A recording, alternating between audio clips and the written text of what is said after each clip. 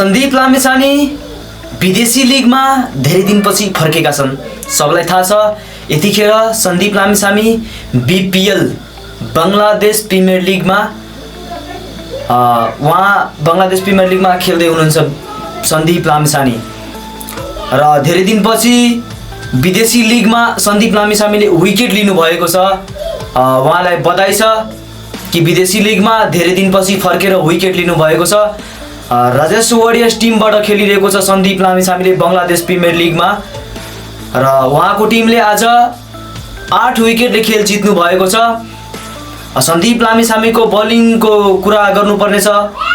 सन्दीप लामिछानेले 4 ओभरमा 38 रन खर्च गरेर 2 विकेट हात पारेको छन्। विराटनगर किङ्सका कप्तान सन्दीप लामिछाने जुन हिसाबले सन्दीप लामिछाने एनपिएलमा बलिङ गरिरहेको थियो त्यही हिसाबले बलिङ गरिरहेका छन्।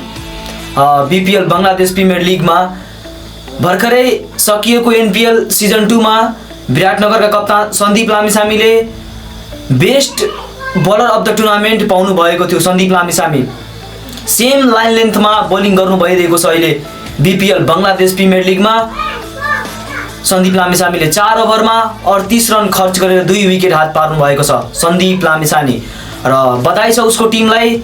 आज फर्स्टै खेल रहेको थियो बीपीएल बङ्गलादेश प्रिमियर लिगमा